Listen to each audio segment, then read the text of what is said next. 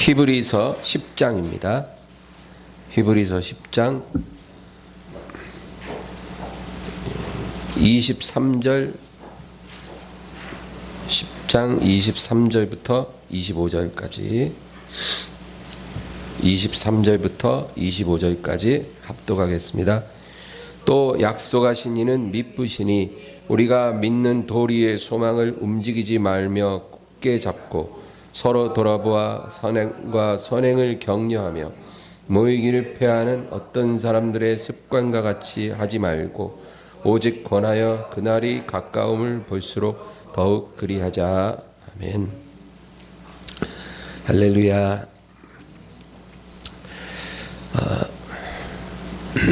이달 초에 12월 초에 집권당에서 이 차별금지법을 발의했어요. 그동안에 여러 번 이게 부결이 되고 기독교계의 강력한 반발로 이제 이게 통과가 안 됐는데 아마도 이번에는 통과가 될 것으로 보여집니다. 왜냐하면 이제 기독교계하고의 약간의 절충을 했어요. 그래서 종교적인 어떤 그런 특수성을 감안을 해서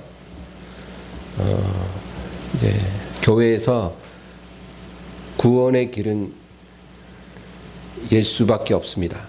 그렇게 설교해도 괜찮다. 너무나 당연한 건데 기존의 법안이 같으면 그것도 안 되는 거예요. 근데 이제 그 정도는 된다는 거죠. 그리고 길에 나가서 그런 복음을 전도하는 것도 허용을 해주겠다. 이제 그거 절충을 했다는 거예요. 그러니까 지금 불교계에서 또 시끄러워요. 기독교의 입장만 고려한 이런 형편없는 차별금지법은 안 된다. 그러니까 불교는 그것도 금지해야 된다 그 소리예요. 근데 이번에는 이제 그런 부분을 절충을 해서 발의를 했기 때문에 아마 이제 여당이 주도하면 통과가 될 것 같은데 문제는 뭐냐면 이제 동성애랑 관련해서 동성애는 죄입니다라고 설교는 할 수 있어요. 근데 동성애자가 교회에 와가지고 교인 등록을 하려고 하는데 만약에 안 됩니다. 이렇게 되면 논란이 되는 거예요. 그래서 이제 그게 위법이냐 아니냐 이제 문제가 될 수 있는 거죠. 근데 이 동성애 문제는 아직까지는 우리 사회에서 일반적으로 거부감이 심해요. 그래서 교회가 이 동성애는 절대 안 된다 이렇게 말을 해도 일반인들이 그 말에 이렇게 거부감이 크지 않아요. 그래서 교회가 강력하게 동성애 반대를 외치고 나가도 큰 문제가 안 된다는 거죠. 그런데 지금 이 코로나의 상황은 동성애 문제보다 더 심각해요. 왜냐하면 우리가 이렇게 모여서 예배드리고 또 함께 기도하고 서로 교제하는 것 이게요, 이게 교회의 핵심적인 활동이에요. 그게 교회의 본질이라 그거예요. 주님이 교회를 세울 때 그걸 목적으로 교회를 세운 거예요. 모여서 예배하고 기도하고 서로 교제해라. 그래서 그게 교회의 존재 목적인데 지금 그걸 못하게 하거든요. 그러면 교회가 붕괴되는 거예요. 그냥 못하게 하면 뭐 종교 탄압이라 그러면 뭐 우리가 막 가만 안 있을 거 아니에요. 근데 이제 감염병이 막 창궐 하니까 그 명분으로 이제 교회에 모이지를 못하게 이제 하는 거죠. 그러니까 감염병이 이렇게 창궐하는데도 막 모인다 그러면 이제 뭐라 그러냐면은 반사회적인 집단이다. 그렇게 막 비판을 하게 되는 거예요. 여러분, 근데 이게 지금 교회가 처한 큰 위기예요. 동성애 문제는 아직 그렇게 교회의 존립을 위태롭게 하는 게 아니거든요. 교회가 동성애 반대하면 일반 국민들도 대부분은 다 거기 동의해요. 동성애자들을 안 좋아한다 그 말이에요. 아직까지는. 근데 코로나 상황에서 교회가 모이기 시작하면 그거에 대해서는 세상은 다 지탄을 한다는 거예요. 공익을 현저하게 위협하는 행위 아니냐. 이래 버리니까 교회도 너무너무 난감한 거예요. 이게 교회 존립 이유인데 모여서 예배하는 게 그걸 못하게 하는 거예요. 여러분, 로마 시대에 카타콤이라고 하는 지하 교회가 있었잖아요. 거기서 그리스도인들이 목숨을 걸고 왜 모였겠어요? 그렇게까지 교회를 탄압을 하면 그냥 다 집에 숨어 있어야 돼요. 그래야 사니까. 예수 믿는다고 하다가 잡히면 그냥 죽어요. 그런 시대에 기독교인들이 그 카타콤에 3, 4모 모여갖고 숨죽여 예배드렸다 그 말이죠. 왜 그렇게 했겠어요? 그게 교회의 존립 목적이기 때문에 그렇게 목숨 걸고 모였던 거거든요. 만약에 그렇게 안 하고 그냥 뿔뿔이 모래알갱이처럼 흩어지면 교회가 무너져요. 그래서 그렇게 모인 거거든요. 근데 지금 이 코로나 상황이 정말 교회를 너무너무 어렵게 만들고 있는 상황인 거예요. 사도행전 2장 46절에 날마다 마음을 같이하여 성전에 모이기를 힘쓰고, 초대교회 이렇게 모였다는 그 말. 날마다 매일매일 마음을 같이하여 모이기를 힘썼다. 그리고 사도행전 2장 42절에는 저희가 사도의 가르침을 받아 서로 교제하며 떡을 떼며 기도하기를 전혀 힘쓰니라. 이게 교회의 본질이라는 거예요. 사도의 가르침을 받고 서로 교제하고 떡을 떼고 기도하기를 전혀 힘썼다. 전혀라는 말은 오로지란 말이에요. 그러니까 매일 모이기를 힘쓰고 하루도 거르지 않았어요. 말씀 듣고 기도하고 떡을 떼고 교제하고 오로지 거기에 힘썼더라. 예루살렘 교회가요 그렇게 시작한 거예요. 성령이 강력하게 역사해서 교회가 탄생했기 때문에 이 초대교회의 이런 모습은 바로 성령께서 만드신 작품인 거예요. 하나님이 가장 원하시는 교회는 이런 모습이다. 그거를 우리에게 말해주는 거예요.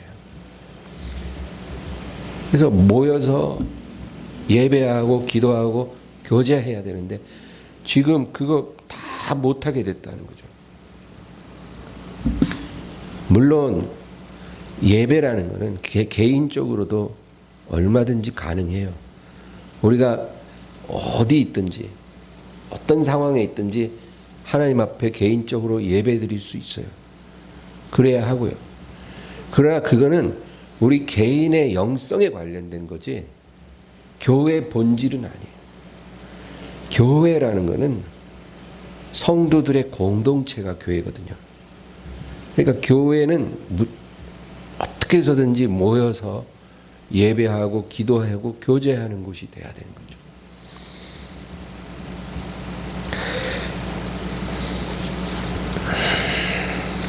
그런데 지금 현 상황은 지금 교회가 그 본질을 붙잡으려고 그러면 반사회적인 행동을 하는 거예요. 그리고 타인의 안전을 심각하게 위협하는 행동을 하는 게 되는 거예요. 그래서 교회가 뭐 모여서 예배드리더라 그러면 완전히 교회 저 사람들은 자기들밖에 모르고 남의 안전은 전혀 관심도 없는 그런 이상한 집단이 돼버리는 거예요.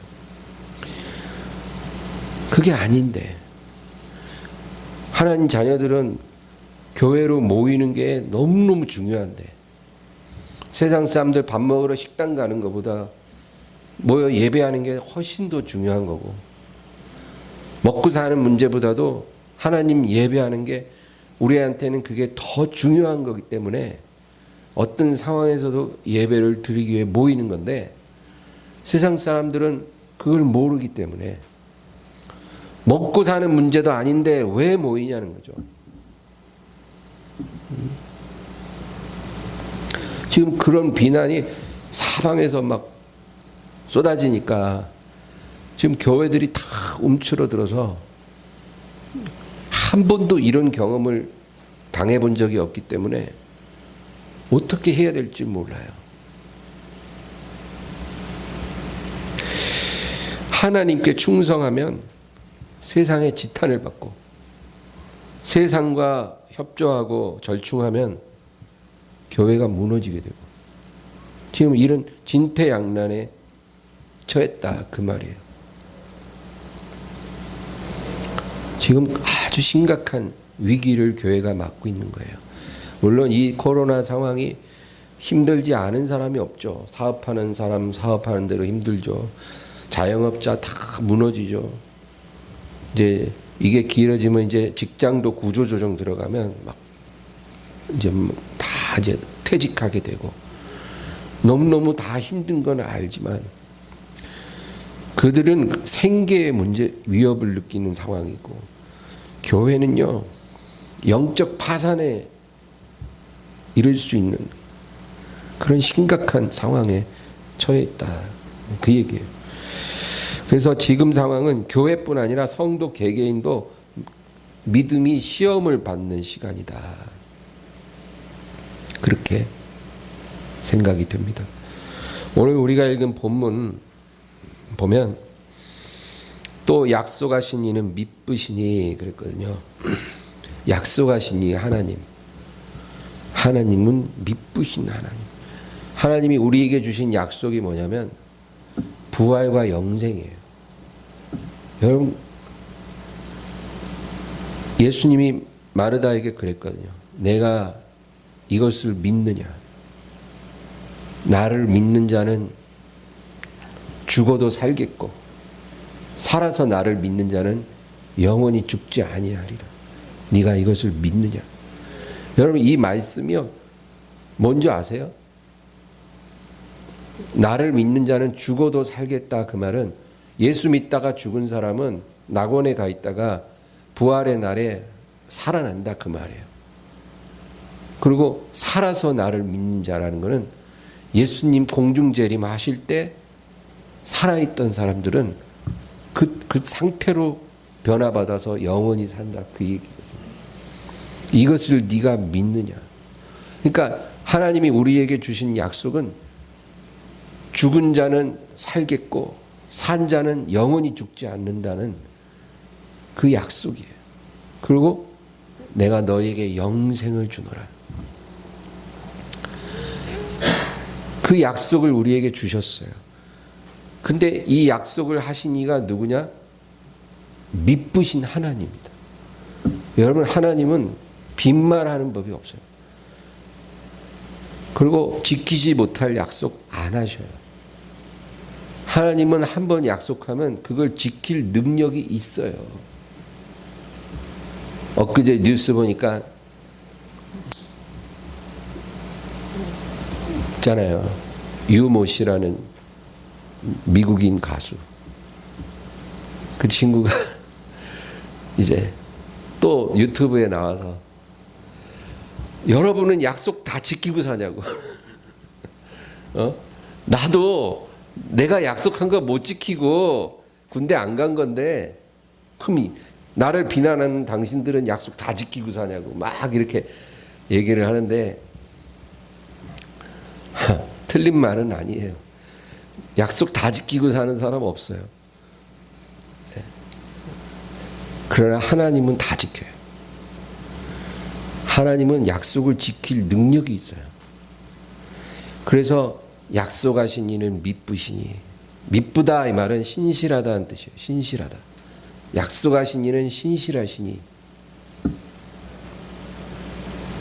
우리가 믿는 도리의 소망을 움직이지 말며 굳게 잡으라. 그러니까 하나님이 주신 이 약속의 소망을 굳게 잡으라. 부활과 영생의 약속을 굳게 붙잡으라. 여러분, 그래서 성도는 본질적으로 주의 강림하심을 소망하며 살아야 돼요.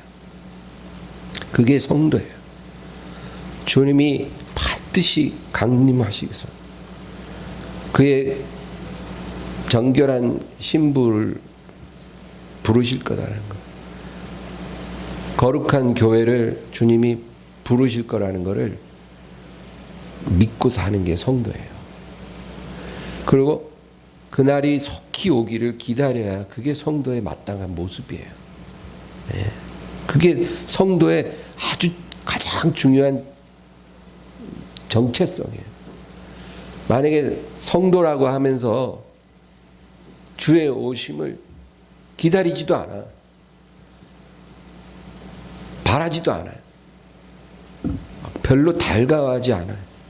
그리고 이 세상에서 쇼부 보려고, 이 세상에서 성공해보겠다고 그렇게 살아가는 사람들은, 그 사람은 하나님 보실 때는 성도답지 않은 사람이에요. 참 성도는 내가 이 세상에서 어떤 모습으로 살아가고 있을지라도 오늘이라도 주님 오시기를 소망하고 간절히 고대하며 살아가는 사람이 성도예요. 여러분,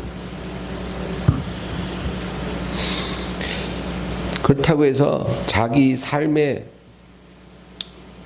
불성실하란 말이 절대 아니죠. 사업하는 사람은 사업 잘 열심히 해야죠. 직장인은 직장 열심히 잘 다니고 자기가 맡은 일 열심히 해야 되고, 가정주부는 가정 살림 잘 해야 돼요. 내일 주님 오셔도 오늘 걸레질 열심히 하고 빨래하고 할 거 다 해놓고 살아요. 학생은 열심히 공부해야 돼요. 2년 후에 대학 들어가는 학생이라 그걸 바라보고 공부 열심히 해야 돼요. 오늘 주님 오실 수 있지만 그렇게 삶에 충실하게 살아가되 마음의 이 무게의 중심은 하늘나라에 딱 있어야 되는 거예요. 그게 성도예요. 그게 예수님이 오셔서 정말 모든 것을 다 회복하시고 악인들은 다 심판으로 처벌하시고, 그리고 주를 경외하고 기다리는 사람들에게 완벽한 보상을 주시고 완벽한 기쁨과 평화와 행복을 허락해 주시는 그날을 우리가 소망하면서 살아야 그게 성도라, 그 말이에요. 오늘 본문이 그 얘기예요. 약속하신 이는 미쁘시니 우리가 믿는 도리의 소망을 움직이지 말며 굳게 잡고 서로 돌아보아 사랑과 선행을 격려하라. 서로 돌아보아서 사랑과 선행을 격려하라. 여러분, 그러려면 모여야죠. 만나야죠. 안 모이면 돌아볼 수 없어요. 격려할 기회가 없는 거예요. 성경은 분명하게 모여서 서로 돌아보고 서로를 격려하라, 그렇게 명령하시는데 마귀는 교회가 못 모이게 하는 거예요. 이게 마귀의 괴계예요, 여러분. 지금 세상이 흘러가는 거를 세상의 눈으로 보면 안 되고 영의 눈으로 봐야 돼요. 마귀가 여러분 자영업자들 수입 줄고 어려움 당하는 거 그거 목적으로 활동하는 게 아니에요. 마귀는요 교회 무너뜨리는 게 목적이에요.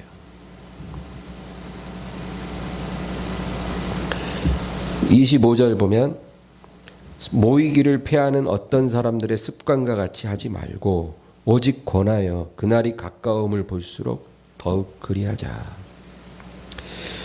모이기를 패하는 어떤 사람들의 습관이라고 했는데 이 습관이란 말은 주장이란 말이에요. 그러니까 모이기를 패하자고 하는 어떤 이들의 주장을 따르지 말고, 여러분 그런 사람들이 있어요. 그냥 우리가 이렇게 꼭 모여야 되냐, 각자 자기 삶에서 잘 믿고 자기 집에서 기도하고 그렇게 살면 되지, 꼭 그렇게 모여서 법석을 떨고 요란을 떨어야 되냐. 더군다나 이렇게 감염병이 창궐하고 그런 상황에 꼭 그렇게까지 해야 되냐. 당연히 그렇게 말을 할 수 있겠죠. 그러면 지금 참 교회가요 거기다가 어떻게 대답해야 될지 어려운 거예요. 그런데 그날이 가까움을 볼수록 더욱 그리하자. 그날은 주님의 오심 날이에요. 그날이 가까움을 볼수록 모이길 패하지 말고 힘쓰라. 저는 이 성경 묵상하면서요, 주님 참 지금 힘든 시간이네요. 말씀대로 순종하자니 이 교회가 받는 지탄을 어떻게 감당하며 세상에 타협하자니 교회가 약화되고 무너질 텐데 주님 어떻게 해야 합니까? 여러분 근데 제가 노아 시대가 생각이 났어요. 노아 시대. 노아의 시대에 하나님이 노아라는 사람을 축복하셔서 그에게 조만간 홍수가 땅에 임해서 살아있는 모든 것들을 다 쓸어버릴 것이다. 이 폐로 숨쉬는, 허파로 숨쉬는 모든 생명체는 이제 다 죽을 것이다. 하나님이 그렇게 노아에게 경고를 하시고 방주를 지으라는 거예요. 방주. 근데 여러분 그 시대는요 비가 안 오는 시대였어요. 비가 안 왔어요. 그러니까 하늘에서 막 비가 쫙 내리는 게 없는 시대예요. 땅에서 이슬만 샥 올라와서 아침에 일어나면 땅이 촉촉하게 젖어 있는 그런 시대. 비라는 게 안 내리는 시대예요. 그런데 하나님이 노아에게 내가 홍수를 일으켜서 온 땅을 멸할 것이다. 그러므로 너는 내가 너에게 이르는 대로 방주를 지어라. 그 안에 들어가는 자는 살리라. 그렇게 노아가 경고를 받아서 이제 방주를 짓기 시작하는 거예요. 근데 참 감사한 거는 그 아내가 노아 남편 말을 믿어줬다는 거예요. 여러분 남편이 그런 미친 소리를 하는데 안 믿어줄 수도 있잖아요. 이 양반이 돌았나, 노망이 들었나. 그런 쓸데없는 소리 하지 말고 가서 돈이나 벌어요. 뭐 이럴 수도 있잖아요. 아내들이. 근데 그 아내가 노아 남편의 말을 믿어주고, 새 아들이 아버지 말을 믿어주고, 새 며느리가 시아버지 말을 믿어주고. 그러니까 노아 한 사람이 경고를 받았는데 나머지 7명은 직접 들은 말도 아니에요. 가장이 하는 말을 믿어주고 따라준 거예요. 그러니까 노아의 8가족이 다 방주에 들어가서 살게 되고. 근데 여러분 보세요. 그 방주 크기가 어마어마하고 상암 경기장만한 방주예요. 그 정도 사이즈의 방주를 그 시대에 8명이 지었어요. 나무로. 그러니까 엄청난 세월이 흐른 거죠. 그러면 그 주변에 살던 사람들이 그거 몰랐겠어요? 그렇게 큰 배를 그렇게 오랜 세월 그 가족들이 짓고 있는데 다 알죠. 그러니까 그 소문이 쫙 퍼져서 이제 다 구경 오는 거예요. 야, 미친놈들이 있다더라. 엄청난 방주를, 큰 배를 산 중턱에서 지금 뚝딱뚝딱 지금 벌써 30년째 짓고 있다더라. 다 구경 오니까 말도 안 되게 큰 배를 구슬땀을 흘리면서 그 8명이 짓고 앉아 있는 거예요. 그러니까 그거 구경하러 온 사람들이 다 조롱하고 비웃고 미쳐도 단단히 미쳤네. 아주 그냥 가족이 다 미쳤네. 참 딱하다. 그러면서 와가지고 여보시오 뭐 하셔? 도대체 지금 왜 이 짓을 하고 있는 건데? 물어볼 거 아니에요. 그러면 노아와 그 가족들이 뭐라 그러겠어요? 하나님이 우리에게 방주를 지어야 된다. 좀 있으면 홍수가 일어나서 다 멸망당할 거니까 방주를 지으라고 하셔서 우리가 이렇게 짓고 있습니다. 당신들도 와서 같이 하고 방주에 같이 들어가서 삽시다. 이렇게 말했을 거 아니에요. 그렇죠? 우리만 살아야 돼. 입 닫고 그냥 일만 해. 이러지는 않았을 거 아니에요. 저 여러분이 그 노아와 가족이라 해도 마찬가지였을 거예요. 할 수만 있는 대로. 방주는 어마어마하니까 한 100명도 들어갈 수 있거든. 당신들도 같이 합시다. 이웃에 가깝게 지내던 가족들도 하나씩이라도 어떻게 살자고. 그런데 그렇게 말을 해도 한 명도 그 말을 듣지 않아요. 믿어주질 않은 거예요. 미쳤구나. 미쳤어. 근데 어떻게 됐어요? 갑자기 분명히 어제까지만 해도 하늘에 구름 한 점 없이 파란 하늘, 그제도 파란 하늘, 어제도 파란 하늘, 그저께도 파란 하늘, 늘 파란 하늘을 봤는데 진짜 비가 올 수가 없는 하늘인데 갑자기 하늘이 캄캄해지더니 천둥 번개 막 치고 폭우가 쏟아지기 시작하는 거예요. 그런데 그때는 지금처럼 이 하수구 같은 게 발달하지 않아서 비만 좀 오면 완전히 막 창일하게 되는 그런 구조였기 때문에 하루만 그렇게 와도 이미 온 천지가 다 물로 덮이게 돼 있는 거예요. 그때 비로소 방주가 생각이 났지만 이미 방주는 닫혔고 비가 너무 와서 이제 헤엄을 쳐야 되기 때문에 들어갈 도리가 없어요. 그때 늦은 거예요. 여러분, 그런 일이 실제로 지금으로부터 4,000년쯤 전에 일어났고 노아 8가족을 제외한 다 나머지 인류는 멸망당했다. 그거거든요. 베드로후서 3장 386페이지 3절에서 7절 3절에서 7절 다 같이 읽습니다. 먼저 이것을 알지니 말세에 조롱하는 자들이 와서 자기의 정욕을 따라 행하며 조롱하여 이르되 주께서 강림하신다는 약속이 어디 있느냐.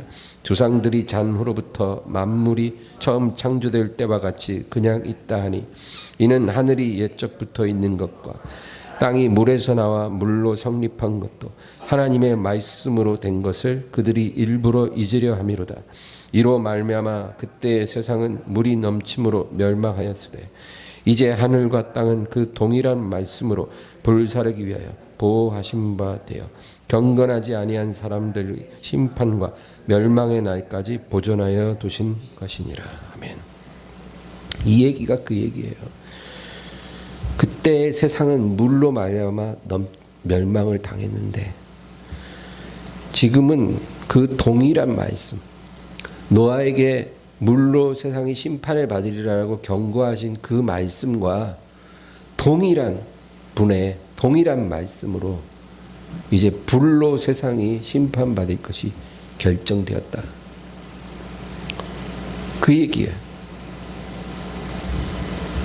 불로 심판받을 일이 남아있다는 거예요. 여러분, 우리가 이제 그 시대에 살고 있어요. 주님의 강림하심이 일어나면 그 다음에 세상은 불로 심판을 받게 될 것이다. 그렇게 우리에게 경고를 하고 있어요. 그래서 우리가 지금 경고하심을 받은 게 휴거예요. 휴거. 하나님이 노아에게는 방주를 지으라 그랬죠. 방주를 지어라. 내가 심판할 그날까지 방주를 지어라. 근데 지금은 하나님이 그게 아니라 공중에서 주님이 강림하실 때 너희를 다 끌어올리실 거라는 거예요. 그것을 준비해라. 이 휴거에 대해서 성경에 한두 번 나오는 게 아니에요. 데살로니가전서 4장 5장, 고린도전서 15장, 고린도후서 5장, 빌립보서 3장, 그 외에도 마태복음 24장, 누가복음 17장, 마가복음 13장, 여러분 이런 거 다 한번 찾아보세요. 그 외에도 여러 군데에 휴거에 대해서 분명하게 경고하고 있어요. 그 일이 일어날 거라고.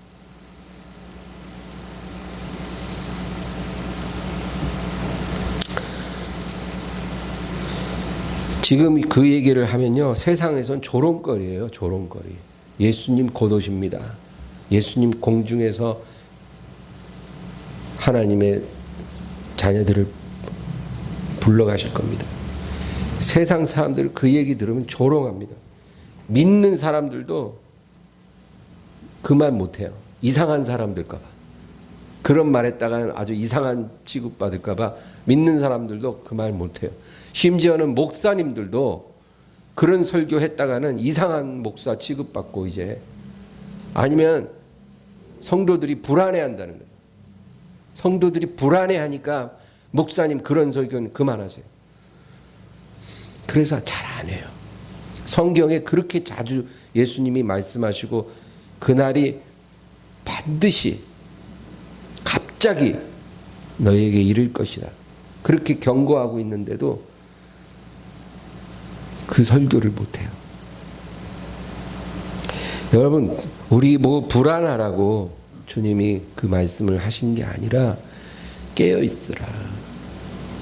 담대하고 평온하게 살되 깨어있으라. 깨어있으라. 그 얘기예요. 그 일은 반드시 일어난. 그러니까 깨어있으라. 성경에 예수님이 그런 말을 했어요. 참새 한 마리도 아버지께서 허락하지 않으면 땅에 절대 그냥 떨어지는 법이 없다는 거예요. 그거 여러분 과장 아니에요. 물이 머리카락 수까지 다 세고 있다. 그거 과장 아니에요. 진짜 하나님 다 세고 계세요. 그러니까 참새 한 마리도 허락해야 떨어진다는 거예요. 그만큼 하나님은 온 세계를 주관하고 계신 거예요. 마귀가 활동하지만 그것도 철저히 하나님이 허락하신 그 테두리 안에서만 활동을 할 뿐이에요. 그리고 때가 되면 천사가 와서 마귀를 딱 결박해서 무저갱에 가둘 거라고 계시록에 기록되어 있어요. 그러니까 하나님이 명령만 탁 내리면 그 마귀도 천사에게 결박당해서 무저갱에 들어가는 거예요. 그렇게 하나님하고 상대가 되지 않는 대적이에요. 그런데 하나님이 뜻을 이루기 위해 하나님이 활동하도록 허락한 겁니다. 그러니까 우리가 두려워할 게 하나도 없어요. 다 하나님의 주관하심 속에 있는 거예요.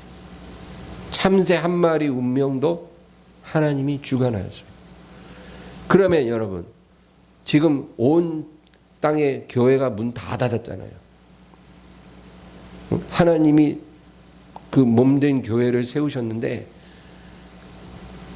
대한민국 교회뿐만 아니라 미국 교회, 유럽 교회 할 것 없이 지금 온 땅에 있는 모든 교회가 문을 다 닫게 생겼어요. 그러면 이 상황이 하나님이 허락하시지 않은데 되겠어요? 하나님이 허락 안 했는데 이렇게 되겠냐고요. 그 교회가 문을 닫는 일이. 아니죠. 하나님이 그렇게 되도록 허락하신 거예요. 그 왜 그랬을까? 왜 그렇게 하실까? 제가 아는 한 하나님이 지금 교회를 시험해 보는 거예요. 우리 무게의 중심을 하나님이 달아보시는 거예요. 지금 타의적으로 우리가 교회 문 닫아야 돼요. 예배 못 드려요. 못 모여요. 이런 상황에서 하나님이 우리 무게를 달아보는 거예요. 너희 믿음의 무게가 어느 정도인지. 그래서 이 상황을 허락하신 거예요. 그냥 세상에서 말하는 대로 입 딱 닫고 집에 가서 조용히 있어요. 그거 너무너무 쉬운 일이잖아요. 시킨 대로 하면 누구도 우리한테 뭐라고 하지도 않고 욕도 안 해요. 잘했다 그러지. 모범시민이라고. 그렇게 순종하는 건 누구나 다 할 수 있어요. 교회 어제 처음 나온 사람도 할 수 있는 게 그거예요. 하나님이 그거 하라고 이 시험을 우리에게 주셨겠어요? 세상에서 시킨 대로 문 다 닫고 예배 다 중단하고 집에 가라. 그거 하나님 보고 싶어서 그랬겠냐고요. 생각해 보세요. 하나님이 뭘 보고 싶으실까? 이런 상황에서 너희가 어떤 모습으로 나를 찾는지 하나님 그거 보고 싶으신 거예요. 그래서 정말 지금은 비둘기같이 순결하고 뱀같이 지혜로워야 돼요. 주님을 향한 강렬한 사랑과 그리고 뱀과 같은 지혜로서 이 상황을 잘 이겨내야 돼요. 아직까지는 우리가 이렇게 할 수 있잖아요. 할 수 있을 때까지는 해요. 그러나 이렇게 모일 수도 없는 상황이 올 수 있어요. 교회 문을 도저히 못 여는 상황이 올 수도 있어요. 그러면 가정에 모여요. 가정에서도 못 모이는 상황이 오면 그땐 정말로 각자가 죽기 살기로 주님 매달리고 기도할 수밖에 없어요. 그런 상황까지 우리가 가지 않으면 좋겠지만 앞으로 우리에게 어떤 일이 기다릴지 모르니까 정말로 이 시험을 우리가 이길 수 있도록 하나님이 믿음 주시고 지혜 주시도록 우리가 그렇게 기도하면서 나아가야 될 줄로 믿습니다. 여러분, 제가 이런 설교하면 혹시 두려우세요? 두렵지 마세요. 하나님이 우리 편이에요. 우리를 시험하시는 것은 우리에게 복을 주시려고 그런 거예요. 하나님의 시험을 두려워할 필요 없어요. 주님만 바라보고 걸어가면 돼요. 주님만 바라보고. 그래서 저도 내일 무슨 일이 있을지, 일주일 후에 어떤 일이 있을지, 한 달 후가 어떨지 전혀 알지 못하지만 그러나 분명한 것은 이런 상황에서도 하나님께서는 우리의 마음 중심을 달아보고 있다라는 것. 그거 하나는 분명하기 때문에 주님 말씀대로 나아가야 하리라고 저는 믿습니다. 예, 오늘 우리 말씀 생각하면서 이 믿음 달라고 또 기도하고 또 여러분 가지고 나온 모든 것을 놓고 간절히 기도하겠습니다. 주여, 주여, 주여.